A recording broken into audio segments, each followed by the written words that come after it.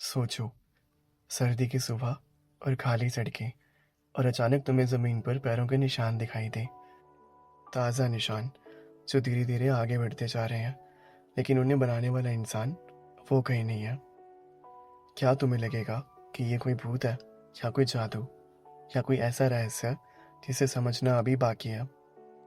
आज की ये कहानी एक ऐसे साइंटिस्ट की है जिसने साइंस के ज़रिए खुद को दुनिया से गायब कर लिया था, लेकिन गायब होकर भी वो दुनिया के लिए खतरा बन चुका था।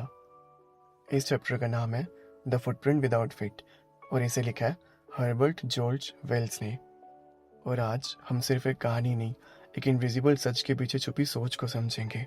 तो चलिए शुरू करते हैं। दो लड़के यूं ही लंदन की गलियों से गुजर रहे थे, और अचानक उनकी नज़र पड़ी कीचड़ में बने नंगे पैरों के निशान पर। अब तुम खुद सोचो, कोई लंदन में सर्दी के मौसम में नंगे पैर क्यों घूमेगा? और सबसे बड़ी बात, वहाँ आदमी था कहाँ? वहाँ तो सिर्फ फुटप्रिंट्स थे। लड़के घबरा भी रहे थे, लेकिन वो थोड़ा एक्साइटेड भी थे।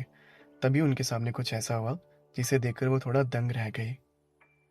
एक नया फुटप्रिंट बना, बिल्कुल उनकी आंखों के सामने, और फिर एक और फिर एक और ऐसे करते नए फुटप्रिंट्स बनते गए। ऐसा लग रहा था जैसे कोई इनविजिबल इंसान चल रहा हो।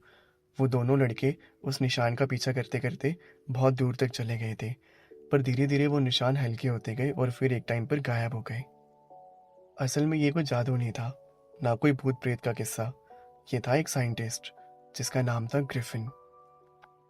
ग्रिफिन एक बहुत तेज दिमाग और एक ब्रिलियंट साइंटिस्ट था। उसका सपना था इंसानी शरीर को पूरी तरह इनविजिबल करना, मतलब अदृश्य करना। मतलब उसे छू तो सकते हैं, बट उसे देखा नहीं जा सकता। उसने अपना मकसद पूरा करने के लिए अपनी पूरी लाइफ इस चीज़ के पीछे लगा दी, और बहुत सारे एक्सपेरिमेंट्स किए। बट एक दिन उसने एक ऐसा केमिकल पी लिया जिसकी वजह से उसका पूरा शरीर कांच का बन चुका था। मतलब उसे टच तो किया जा सकता था, पर उसे देखा नहीं जा सकता था। लेकिन उसका दिमाग जितना ज़्यादा तेज था, उतना ही बुरा उसका स्वभाव भी था। उसका लैंडलॉर्ड उसे बिल्कुल पसंद नहीं करता था, सिर्फ उसके नेचर की वजह से। तो ग्रिफिन ने गुस्से में आकर उसके घर में आग लगा दी, और वहां से बचने के लिए उसने अपने सारे कपड़े उतारे और वहां से भाग गया। लेकिन अब वो इनविजिबल हो चुका था। इसका मतलब ना पैसे, ना घर, और ना ही कपड़े। और अब उसके लिए जो सबसे परेशानी वाली बात थी कि जनवरी का महीना और हड्डियां जमा देने वाली ठंड। ग्रिफिन को अब कपड़े चाहिए थे, तो उसने सोचा किसी बड़े लंदन के स्टोर में घुस जाता हूँ। रात को स्टोर बंद होने के बाद ग्रिफिन ने शुरू किया अपना मेकओवर। अंदर से अच्छे कपड़े, शूज़, कोट, हैट और बहुत कुछ पहन लिया, और अब वो दिखने लगा था एक आम इंसान की तरह। और उसके बाद वो गया किचन में। उसने खाना खाया, कॉफ़ी पी, मिठाई खाई, और उसके बाद वहाँ पे उसको वाइन दिखी, तो उसने वाइन भी पी। और ये सब करने के बाद वो कपड़ों के ढेर में जाकर सो गया। अब वो रात होती सो तो चुका था, लेकिन अगर सुबह टाइम पर उठ जाता तो शायद सब कुछ उसके लिए ठीक होता। लेकिन उठा तब जब स्टाफ अंदर आ चुका था। टिफिन बहुत ज़्यादा घबरा गया। फिर उसने अपने सारे कपड़े उतारे और वापस इनविजिबल हुआ और वहाँ से भाग गया। और अब सबसे बड़ी परेशानी वाली बात थी कि वो फिर से नंगा हो चुका था, मतलब बिना कपड़ों की। और लंदन में एक जगह थी जिसका नाम था ड्रोरी लेन, थिएटर्स वाली गली। उसके बाद वो वहाँ पहुँचा। उसके बाद वहाँ पे वो एक दुकान पे गया, जहाँ पर उसने कुछ अजीब सा सामान उठाया, जैसे पट्टियाँ, डार्क सनग्लासेस, फेक नोज, बड़ी वाली दाढ़ी और बहुत सी चीज़ें। अब ग्रिफिन एक बहुत अजीब सा इंसान बन चुका था। उसने शॉप के ओनर को पीटा और उसके पास से जितना भी कैश था वो सब ले लिया और वहाँ से भाग गया। ग्रिफिन अब लंदन को छोड़ना चाहता था, और वो रेलवे स्टेशन पे गया। उसने एक ट्रेन पकड़ी और सीधा पहुँच गया एक गांव, और गांव का नाम था आईपिंग।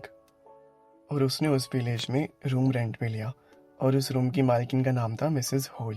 और उसने मिसेस होल को ये बताया कि मैं पेशे से एक साइंटिस्ट हूँ, बट मेरा एक्सीडेंट हो चुका है, जिस वजह से मैं पूरा पट्टियों से कवर्ड हूँ, और मेरा फेस भी।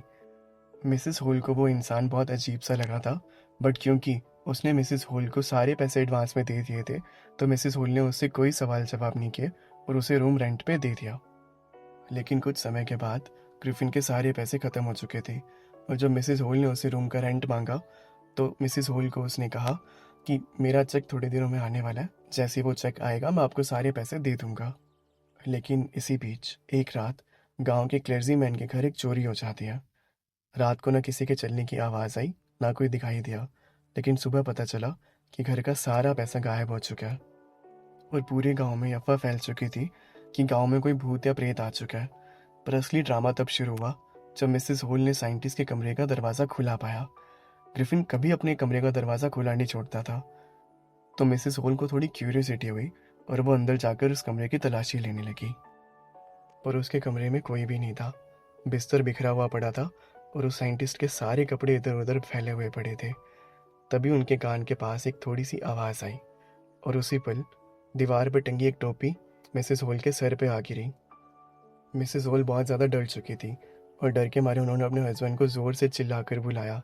और उसी पल जब उसका हस्बैंड रूम में आया, वहाँ पे पड़ी एक कुर्सी हवा में उड़ी और उन दोनों को धकेल के रूम से बाहर निकाल दिया। मिसेस होल ऑलमोस्ट बेहोश होने वाली थी और वो बहुत ज़्यादा घबरा चुकी थी। और उस टाइम पे मिसेस होल ने यह कहा, ये तो मेरी माँ की कुर्सी थी और आज इसी ने मुझे घायल करने की कोशिश की। और इस इंसिडेंट के होने के बाद गांव वालों को इस बात पे कोई शक नहीं था कि गांव में पक्का कोई भूत या प्रेत आ चुका है। और उसके बाद पूरे गांव का शक गया उस साइंटिस्ट पर, क्योंकि उस साइंटिस्ट के पास उसी दिन ना जाने कहाँ से बहुत सारे पैसे आ चुके थे जिस दिन गांव में चोरी हुई थी। जबकि ग्रिफिन ने सबको यह बताया था कि उसके पास अब बिल्कुल भी पैसे नहीं बचे हैं और जब तक चेक नहीं आ जाता वो किसी को भी कोई पैसे नहीं दे सकता।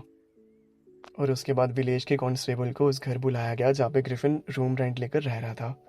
लेकिन उसके आने से पहले मिसेस होल ने ग्रिफिन से कुछ सवाल किए कि तुम उस कमरे से बाहर कैसे निकले, कुर्सी ने हवा में उठकर खुद हमला कैसे किया।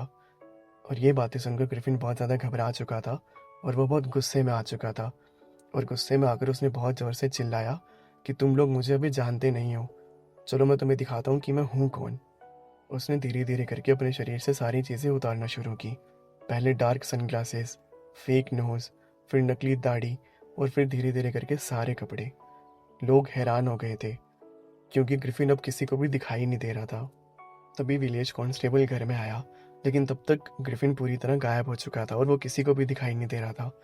सारे गांव वालों ने और कांस्टेबल ने मिलकर ग्रिफिन को बहुत पकड़ने की कोशिश की, पर क्योंकि वो इनविजिबल था तो वो किसी के भी हाथ में नहीं आया और वो वहाँ से सबको धक्का देकर और सबको मार कर वहाँ से भाग गया। और अब किसी को भी नहीं पता कि ग्रिफिन कहाँ जा चुका था। और ये कहानी द फुटप्रिंट विदाउट फिट यहीं पे ख़त्म होती है। उम्मीद करता हूँ कि आपको ये कहानी पसंद आई होगी। और अब मैं आपको इस चैप्टर से रिलेटेड कुछ इंपॉर्टेंट क्वेश्चंस और वोकैब जो कि एग्ज़ाम ओरिएंटेड है, मैं आपको डिस्क्रिप्शन बॉक्स में प्रोवाइड करवा रहा हूँ। उनको अच्छे से पढ़ लेना और याद कर लेना, और वो तुम्हारे रिवीजन में तुम्हारे बहुत काम आएंगी। अगर आपको मेरी मेहनत पसंद आई हो तो वीडियो को लाइक करना और ऐसी नई नई कहानियाँ सुनने के लिए चैनल को सब्सक्राइब करना और कमेंट बॉक्स में बताना कि तुम अगला चैप्टर कौन सा सुनना चाहते हो। Thanks for watching.